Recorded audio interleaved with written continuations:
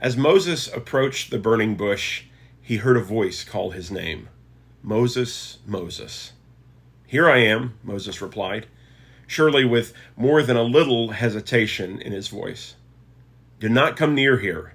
Remove your sandals from your feet, for the place on which you're standing is holy ground. Before Moses stumbled up to that burning bush, he knew there was a God. That was evident through the fingerprints found all throughout creation. General revelation testified to the reality of a divine creator who was all-powerful, purposeful, and just. But it couldn't tell Moses God's name. That required a special kind of revelation from God. The kind of revelation where God calls our name, draws us to his side, and reveals himself in a clearer way. Special revelation doesn't just tell us there's a God in heaven. It reveals his name, his character, and his will for us and for creation. Moses discovered all three of those things on that providential day so many years ago. God said to Moses, I am who I am. Thus you shall say to the sons of Israel, I am has sent me to you. When God revealed himself to Moses as the I am, he was giving him more than a label to use. In the ancient world, names meant something. They pointed to a person's character and his purpose. By giving his name as a form of the verb to be, God was making it clear that he is the source of and ruler over existence itself. Unlike the gods of Egypt, Yahweh's power and reign didn't wax and wane. He didn't depend on worshipers to keep him satisfied, and his domain wasn't limited to the Nile River or the sun or some other place, object, or process. He is the God over all. But his name doesn't just tell us that he holds all authority. It also tells us that he is personal. God steps down onto the stage of history and meets us personally. He speaks human languages and steers human history. He led the Israelites through the wilderness as a pillar of fire and cloud. His glorious presence filled the temple when Solomon completed building and dedicating it. He was the God who spoke to the prophets, who brought victory to Israel's armies and judged sinful behavior in specific and tangible ways. He's a God who has his hands down in the mud. We see it in Genesis 2 when he forms Adam from the dust of the earth and breathes life into him. And we see it in Jesus, God the Son, kneeling down in front of a blind man and healing him by smearing mud across his eyes. Special revelation tells us that he is a personal God who is invested in his creation in the deepest of ways. He is a God with a name.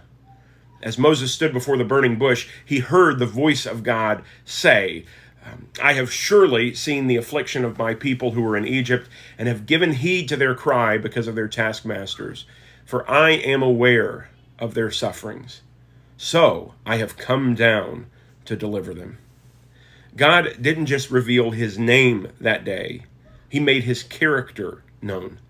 He made it clear that he is the kind of God who sees suffering and who responds.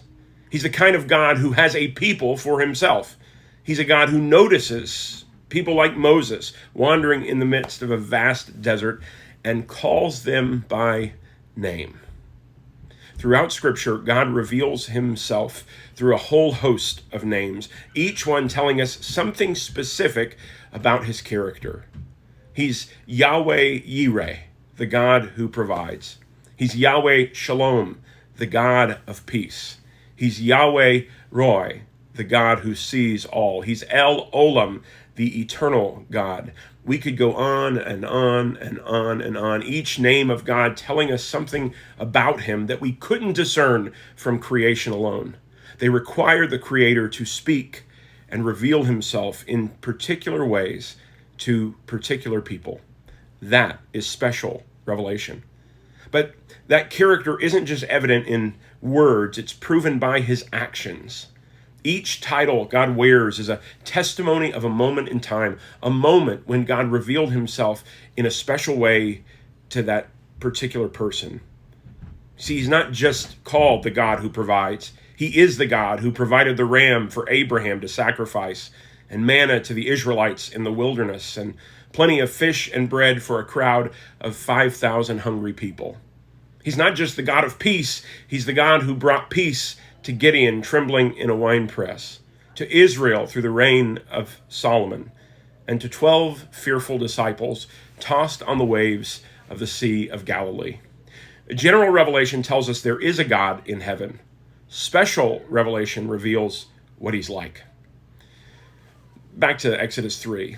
Once the introductions are behind them, God gets down to business. He tells Moses, he says, "Therefore, come now, and I will send you to Pharaoh so that you may bring my people, the sons of Israel, out of Egypt." Here is a God with a plan and a purpose. He has a will, not just for himself, but for his creation. And he calls individuals to participate with him in accomplishing that will.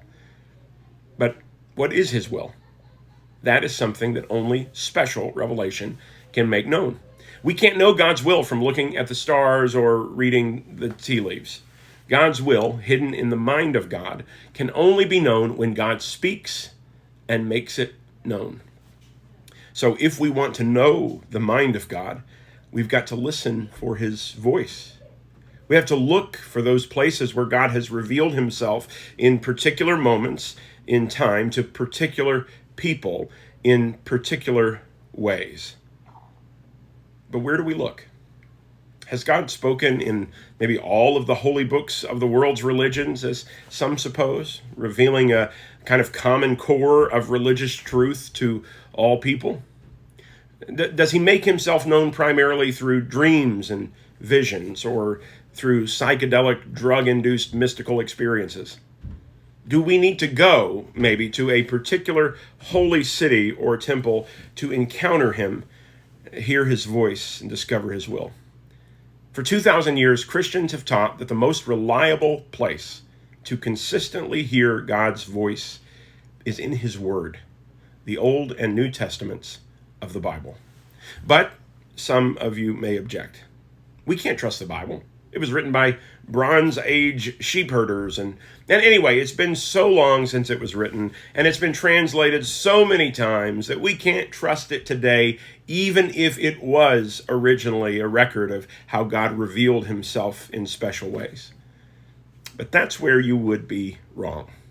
The Bible is a book like no other in human history. It stands apart from every text ever written, including all of the world's most famous holy books. How? Well, that is a question for another day, but it is a vital one. Can the Bible really be trusted? Can we believe this ancient text allows us to hear God's voice today? In future videos, we're going to dig into those questions, but for now, it's enough to say this. Moses met the living God at a bush in the wilderness. We meet him and discover his voice in the pages of his word.